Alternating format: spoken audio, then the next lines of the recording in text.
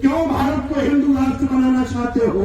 अगर बनाना है तो भारत के सभी लोगों को ब्राह्मण बना दो ना, मैं बनने के लिए तैयार हूं। बनाओ सबसे ब्राह्मण। लेकिन जिस दिन यहाँ 100 करोड़ की आबादी जाग गई, इस देश से भागने में आपको वक्त नहीं लगेगा।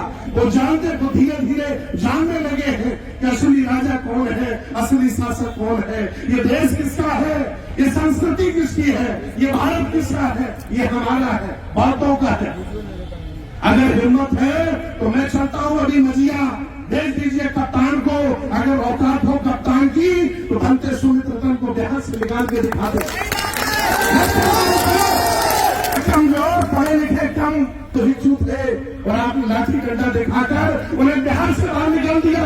अगर है इनकी माँ ने दूध पिलाया तो चलो हम चलते हैं अभी, उसी को तो बिहार में देखो। हमारा प्रॉपर्टी है, ये मठ मेरा है, ये देश मेरा है, और तुमने छीना है। हम लोगों को जितना समझाने में कामयाब हो गए कि तुम यहाँ के राजा महाराजा हो, इनकी औकात नहीं है कि कभी भी हमारे हक वंचित असहाय कमजोर लोगों को ये सताने का काम करें और कब्जा करने का काम करें। ये मामला अब धीरे धीरे बढ़ रहा है। मैंने कल हाई कोर्ट के वकीलों से बात की है। मैंने कल बदायूं के एसपी को क्रिमिनल केस में लगाऊंगा और मुकदमा में ठोकूंगा। ये मामला बढ़ेगा। मैं हाई कोर्ट भी जा चुका हूं, सुप्रीम कोर्ट भी जा चुका हूं, और इन जालिमों ने सुप्रीम कोर्ट में 1 लाख का जुर्माना भी मेरे ऊपर लगाया है। मैं हाई कोर्ट अब जा रहा हूं, यहाँ के डीएम को, एसएसपी को, दरोगा को, सीओ को पार्टी बनाऊंगा और उनके खिलाफ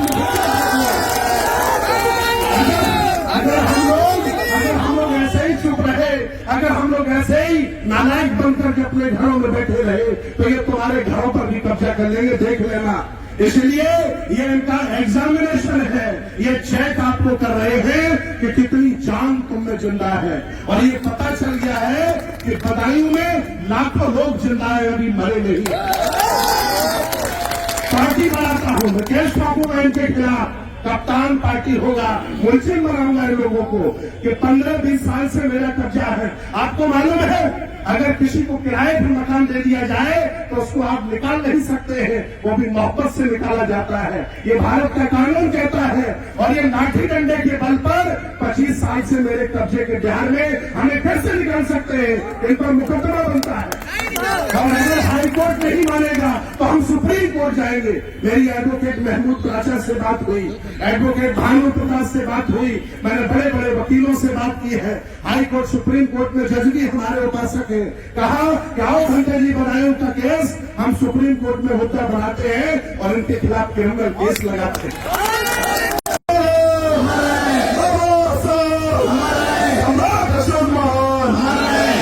हम महाभेषज गुरु तथागत बुद्ध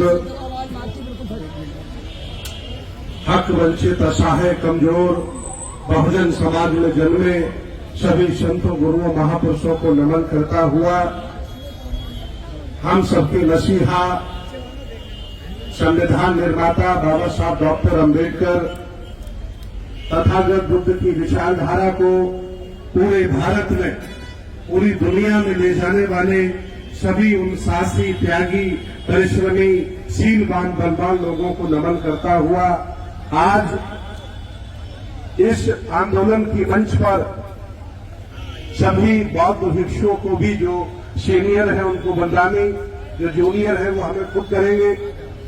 और आज इस मानवीय भवन में बदायूं हेडक्वार्टर पर आसपास से पधारे सभी जिंदा लोगों को बहुत बहुत धन्यवाद। आप लोग जिंदा लोगों की कैटेगरी में आते हो क्योंकि मुर्दा अपने घरों पर बैठे हैं और वो खाना खा करके सो रहे हैं। आप लोग जिंदा लोगों की कैटेगरी में आते हो। आपको मालूम है कि मेरा दोस्त कौन है, मेरा दुश्मन कौन है। आपको मालूम है कि मेरी विरासत कहाँ है, कहाँ नहीं है। आपको पता है कि आप इस दुनिया के, इस भारत के राजा महाराजा रहे हो। 16 महाजनपद, 10 गणराज्यों से आपका संबंध है। मैं आज बताना चाहता हूं, इस ऐतिहासिक आंदोलन के मौके पर कि शेड्यूल कास्ट में जितनी भी जातियां हैं इस देश भारत में सभी कभी न कभी शासक रही हैं। ओबीसी में जितनी भी जातियां हैं उनका भी इतिहास बताता है, वो भी कभी न कभी शासक रही हैं। हम सब लोग सके पुराने राजा महाराजा हैं। ये देश बनाया हमने है, ये देश चलाया हमने, इसको बेहतर बनाया हमने है। इस शहर का नाम है, इस जिले का नाम है बदायूं। मैं स्पष्ट बता देना चाहता हूं, यहाँ बुद्ध आए थे इसीलिए इसका नाम बदायूं पड़ा है। यहाँ बुद्ध आए थे इसलिए इसका नाम बदायूं पड़ा है। बगल में चले जाइए है, मैं कह सकता हूं पूरे उत्तर प्रदेश की सबसे बड़ी बौद्ध विरासत है। बगल में मझिया है, सम्राट अशोक जिसे कोई कुंड कहता है, मैं तो उसे बौद्ध मठ कहता हूं, वो बौद्ध मठ है। और पिछले 20 वर्षों से बौद्धों के पास, बौद्ध भिक्षुओं के पास उसका तानाशाही है। और अगर उसका विकास हुआ है तो बौद्धों के प्रयासों से विकास हुआ है। अगर किसी एमपी ने अगर 1 करोड़ रुपया लगाया है तो यहाँ के बौद्धों ने संघर्ष किया है। चाहे वो सांसद धर्मेंद्र यादव रहे हो, चाहे वो सांसद संघ मित्रा रही हो, और आगे भी अगर कोई उसका विकास होगा तो इसलिए होगा कि वो बौद्धों का मान सम्मान है और वो बौद्ध स्थल है। मैं बताना चाहता हूं, आपने अगर कुरेदने का काम कर दिया है तो धीरे धीरे ये आवाम हमारी जाग जाएगी और हम लोग उस काम पर बहुत दिनों से संघर्ष कर रहे हैं। मुसलमानों के पास जितनी संपत्तियां हैं उन्हें वक्फ बोर्ड आपने बना के दे दिया। हिंदुओं के पास जितनी संपत्तियां हैं उनके 4 धाम, ज्योतिर्लिंग और बड़े बड़े मठ बनाकर उनके हाथों में आपने ले लिया। ईसाइयों के पास जितनी बड़ी बड़ी संपत्तियां हैं वो सब चर्चों के माध्यम से और मिशनरी स्कूलों के माध्यम से उन पर भी उन लोगों ने कब्जा कर लिया। लेकिन भारत में जितनी भी बौद्धों की संपत्ति है उसको भारतीय पुरातत्व सर्वेक्षण कब्जा करके एक सरकारी विभाग क्यों बैठा है। अगर सबके पास सबको सारी संपत्तियां दे दी गई तो ये भारत सरकार कब प्राचीन बौद्ध विरासत बोर्ड बनाकर उसका मालिक बौद्धों को बनाएगी और या फिर कब तक मूर्ख बनाएगी। यह सभी पढ़े लिखे लोग भगवान बुद्ध की विचारधारा को जन जन तक पहुंचाने वाले लोग आए हैं। सत्य है, सबने कब्जा कर लिया है, लेकिन हमारी संपत्तियों पर भारतीय पुरातत्व सर्वेक्षण का कब्जा क्यों? आज मैं आपको बताना चाहता हूं, पूरे भारत में वन विभाग से भी ज्यादा संपत्ति, सिंचाई विभाग से भी ज्यादा संपत्ति भारतीय पुरातत्व सर्वेक्षण के पास है। और उसके पास जो 99% संपत्ति है वो सब बौद्धों की संपत्ति है, आपकी संपत्ति है, जिस पर आपका मालिकाना हक है। लेकिन आपके कमजोर, बुज़दिल, नालायक और अज्ञानी होने की वजह से इन पढ़े लिखे लोगों ने गेम किया है, चालाकी की है, आपकी सारी विरासतों पर बलात् कब्जा कर लिया है। अभी इन्होंने जब मस्जिद में सर्वे कराने का अभियान चलाया तो मैंने दिल्ली लाल किले से इनको ललकारा, अगर सर्वे कराया और ईमानदारी से सर्वे करने वाले अगर गहरा सर्वे कर दिए तो मेरा बौद्ध मठ निकल आएगा, ना तुम्हारी मस्जिद बचेगी और ना तुम्हारा, क्योंकि तुम दोनों लोग बाद में आए हो। पहले यहाँ के राजा महाराजा हम बौद्ध हम यहाँ के, ये धरती हमारी है। 2500 वर्ष पहले यहाँ हम लोग आए, हम लोग संस्कृति का विस्तार किया। 1400 वर्ष पहले इस्लाम आया और हिंदू धर्म की तो उम्र 1000 साल। भारतीय इतिहास उठा के देख लीजिए, तमाम DNSS भी मेरी बात सुन रहे होंगे, छुप करके NIO वाले खबर दे रहे होंगे बाबा को कि बदायूं में कुछ हो रहा है। मैं आपको बताना चाहता हूं, अगर भगवान बुद्ध के महायानी परंपरा को परिवर्तित करके आपने अगर पाली को परिवर्तित करके संस्कृत और हमारे देवी देवताओं को परिवर्तित करके महायानी देवी देवता ने बनाया होता तो कभी भी ब्राह्मण धर्म और हिंदू धर्म यहाँ पैदा ही नहीं होता। हमारे बौद्ध धर्म का बदला हुआ रूप हिंदू धर्म है। असली समानती हम है, असली सनातनी हम है, तुम लोग फर्जी सनातनी हो। अगर हिंदू चिल्ला रहे थे अब तक आप, क्यों बंद कर दिया हिंदू हिंदू कहना? क्योंकि सत्याग्रह प्रकाश लोगों ने पढ़ लिया, हिंदू का मतलब लोगों ने जान लिया है। अब ये सनातनी सनातनी चिल्ला रहे हैं। भगवान बुद्ध कहते हैं ऐस धर्मो सनातनो, भगवान बुद्ध का ही धर्म, प्रकृति का धर्म ही सनातन धर्म है। तो असली सनातनी कौन हुआ? हम लोग हुए असली सनातनी। ये फर्जी लोग हैं जिन्होंने साहित्य आपका चुराया, भाषा आपकी चुराई, मठ आपका चुराया, त्योहार आपका चुराया और आपका सब कुछ चुरा करके इन्होंने अपना ब्राह्मण धर्म बना करके। मैं बार बार कहता हूं इन लोगों से, क्यों भारत को हिंदू राष्ट्र बनाना चाहते हो?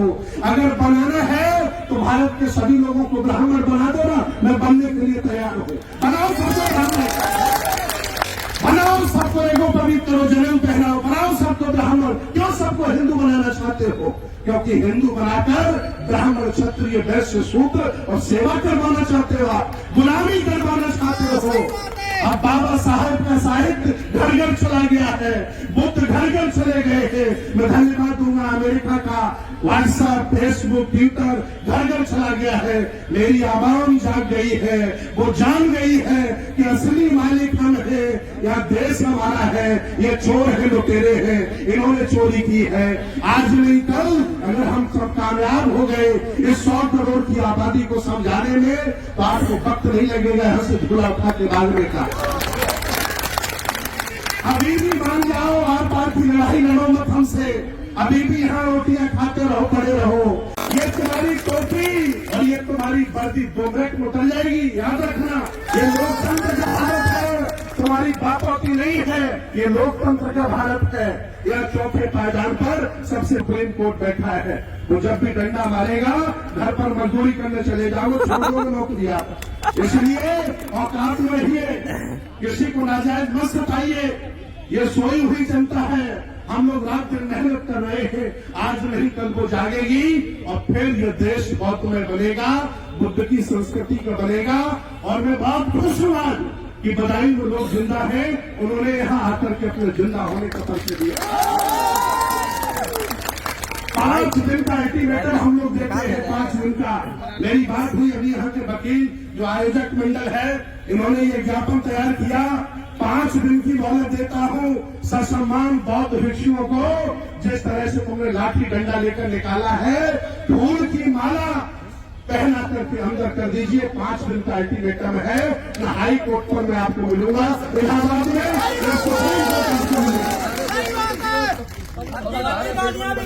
मार सकते हैं अभी, अगर हम इशारा कर दें तो ये लोग गेट तोड़ देंगे, फिर आप कहोगे कि गेट तोड़ा गया है। हम धर्मगुरु हैं, ये हमारे अनुयायी लोग हैं। सम्राट अशोक का बुद्ध विहार नहीं है। ये लोग अपने मंदिर ढूंढ रहे हैं, ये लोग अपनी मस्जिदें ढूंढ रहे हैं। मैं आप लोगों से पूछता हूं कि सम्राट अशोक ने 84,000 बुद्ध विहार बनाए, वो कहां गए? कोई बताएगा? 84,000 बुद्ध विहार भगवान बाबा साहब सम्राट अशोक ने जो बनवाए थे, कहां है? उन सभी पर कब्जा कर लिया। मेरे भाइयों, मेरे उपासकों, मैं आपको बताता हूं, ये तिरुपति बालाजी, ये बद्रीनाथ, केदारनाथ, अयोध्या मध्य, इन पर इन लोगों ने बलात् कब्जा कर लिया है। इसलिए कर लिया है कि तुम अनुयायी उनके खाने पीने के चक्कर में पड़े हो, भूल गए हो दोस्त उसूल कौन है तुम्हारा। इतनी बड़ी संस्कृति, इतना बड़ा दर्शन, इतना बड़ा साम्राज्य, सम्राट महापद्मनंद से लेकर और सम्राट हर्षवर्धन तक, यहाँ 1250 साल बुद्ध की संस्कृति का शासन रहा। 84,000 सम्राट अशोक ने बुद्ध विहार बनवाए, कहाँ है? धीरे धीरे जनता जानने लगी है। और मैं आह्वान किया था, हमने जब अयोध्या का केस किया उस समय आह्वान किया था कि तुमने एक मेरा साकेत छीन लिया है, अब हम लोग लाखों साकेत बदला लेंगे और आज नहीं तो कल अपने लोगों को जगाकर इस देश भारत का प्रधानमंत्री तक बनवाएंगे, तब जाकर के हम समझाएंगे कि ये देश मेरा है। और आज मैं सभी लोगों का बहुत बहुत आह्वान करता हूँ, जितने भी यहाँ पर सामाजिक लोग आए, धार्मिक लोग आए, संगठन चलाने वाले लोग आए और राजनीति करने वाले लोग आए, सबका बहुत बहुत धन्यवाद। क्योंकि ये राजनीतिक मुद्दा नहीं है, ये मान सम्मान की लड़ाई है। और जो यहाँ दिखाई नहीं देगा वो आगे चल करके हमारे वोट भी हमसे नहीं ले सकता है। आप लोगों ने ही इन लोगों को इतना पावरफुल बनाया है। न याद करिए 2 MLA ये नहीं जिता पाते थे और आज पूरे देश पर कब्जा कर रहे हैं क्योंकि आप लोग इनकी मीठी मीठी बातों में आ गए थे। आप लोग फंस गए थे इनके माया जाल में कि ये बहुत अच्छा बोलते हैं, बहुत बढ़िया बोलते हैं, अच्छे दिन कभी आएंगे, देख लो बधाई वाले अच्छे दिन आ गए हैं। इसलिए इन चालबाज मक्कारों झूठों के चक्कर में मत पड़िए। कुछ हमारे लोग भी झूठ बोल करके राजनीति करना चाहते हैं। झूठ बोल करके राजनीति करने का परिणाम यही होता है कि वो घर मकान दुकान छीनते हैं और हमें पैदल कर देते हैं। इसलिए तमाम नेता है यहाँ जिन्होंने आपके वोट से MP MLA बनने का काम किया, अगर आज वो हमारी विरासत की लड़ाई में साथ नहीं देंगे तो ये बदायूं की जनता उनको कभी वोट नहीं देगी। 6 की 6 विधानसभा हारेंगे, पूरा प्रदेश हारेंगे, पत्ता साफ कर दोगे, करोगे कि नहीं करोगे? सम्मान से बढ़ के कुछ नहीं होता मेरे भाइयों। इसलिए आज हम बहुत भिक्षु हैं, हम लोग दया करुणा सीट पर चलने वाले हैं और जब कोई ज्यादा ही हमें सताएगा तो हम भी खाना खाते हैं, हमें भी जज्बात आते हैं। हम भी उसी खानदान के लोग हैं जो पहले देश पर शासन कर गए। हम लोग ऐसे आसानी से डरेंगे नहीं, झुकेंगे नहीं। एक बार फिर निवेदन करेंगे कि हम लोग हिंसा का साथ नहीं लेंगे। अहिंसा पूर्ण से, शांति के तरीके से, आनंद की तरीके से हम लोग अपनी मांगे रखेंगे क्योंकि ये राजशाही नहीं है, ये देश में लोकतंत्र है, ये देश संविधान से चलता है, ये देश किसी के बाप का नहीं है। इसलिए लोकतंत्र में हक मुझे मिला है, अधिकार मुझे मिला अपनी बात कहने का और अपनी बात मनवाने का, उसका मैं सहारा ले रहा हूं और सब लोगों से निवेदन करूंगा कि कोई हिंसा का सहारा नहीं लेगा और अपनी मांग हम लोग बाकायदा शासन प्रशासन से मांगेंगे और 5 दिन का जो समय दिया है अगर आपने उसे पूरा नहीं किया तो हमने कह दिया हाई कोर्ट में हम आपको बुलाने जा रहे हैं। हम लोग सुप्रीम कोर्ट में आपसे मिलेंगे तो ये टोपी उतार करके जज के जब यहाँ जाओगे तब तुम्हें शर्म लगेगी कि लोगों के भड़काने पर, RSS बजरंग दल के गुंडों के भड़काने पर तुमने बौद्ध भिक्षुओं पर हमला कर दिया, उन्होंने बुद्ध विहार से तुमने उन्हें निकाल दिया। तुम्हारी इतनी हिम्मत, तुम नौकर थे, तुम कोई पार्टी थोड़ी थे, तुम्हारी हिम्मत ऐसे कैसे हो गई? इसलिए आज नहीं तो कल ये काम करवा दो, सम्मान हमारे लोगों को वहां पहुंचाओ। वो जगह बौद्ध विरासत है, रहेगा, उसके लिए खून भी बहाना पड़े तो ये बहुजन समाज चीज के लिए हटेगा। बहुत बहुत धन्यवाद, बहुत बहुत साधुवाद है। जय भीम, जय संविधान। भगवान बुद्ध की। इसी बीच